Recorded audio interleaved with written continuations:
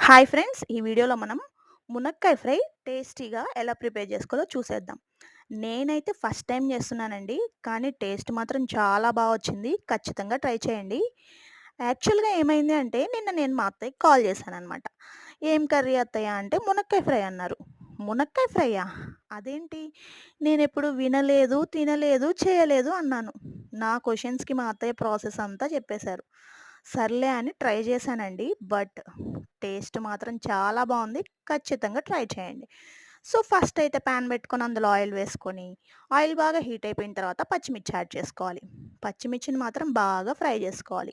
తర్వాత ఫ్లేమ్‌ని సిమ్‌లో పెట్టేసుకొని, ఒకటేసారి మునక్కాయ ముక్కలు, ఉల్లిపాయ ముక్కలు, పసుపు, సాల్ట్ యాడ్ చేసుకొని, జస్ట్ ఒక్కసారి కలిపేసుకొని, ప్లేట్ పెట్టేసుకొని, ఫ్లేమ్‌ని సిమ్‌లో పెట్టుకొని 15 మినిట్స్ కుక్ అవ్వనివ్వాలి. మధ్య మధ్యలో కలుపుకుంటూ ఉండండే. సో, ఇప్పుడు మనకి మునక్కాయలనేవి ఉల్లిపాయలో ఉండే వాటరు, మునక్కాయలో ఉండే వాటర్‌తో బాగా కుక్ అయిపోతాయన్నమాట. సో, కర్రీలో నుంచి ఆయిల్ అంతా బయటకొచ్చేస్తది. ఆ టైంలో మనం కొబ్బరి తురుము యాడ్ చేసుకోవాలి. కొబ్బరి తురుము మాత్రం అస్సలు మిస్ చేయకండే. ఈ కర్రీకి మెయిన్ ఇంగ్రీడియెంట్ కొబ్బరి తురుము. సో, కొబ్బరి తురుము యాడ్ చేసుకొని, బాగా ఫ్రై అయిపోయిన తర్వాత అందులో వెల్లుల్లి రెబ్బలు, కరివేపాకు యాడ్ చేసుకొని, ఒక్కసారి కలిపేసేసుకొని, ఫైనల్‌గా కారం యాడ్ చేసుకోవాలి. కారం యాడ్ చేసుకొని, ఒక 5 మినిట్స్ బాగా ఫ్రై అయిపోయిన తర్వాత, ఒక చిన్న టీ గ్లాస్ వాటర్ యాడ్ చేసుకోవాలి. సో, అప్పుడు మనకేంటంటే మషాలా అనేది బాగా కుక్ అవుతుందనమాట.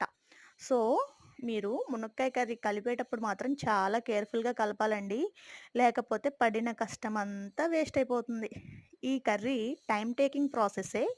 కానీ టేస్ట్ మాత్రం చాలా బావుంటుందండోయ్! వాటర్ యాడ్ చేసేసుకొని, ఫ్లేమ్‌ని సిమ్‌లో పెట్టేసుకొని, ఒక 5 మినిట్స్ తర్వాత చూస్తే గుమగుమలాడే మునక్కాయ ఫ్రై రెడీ. Bye bye.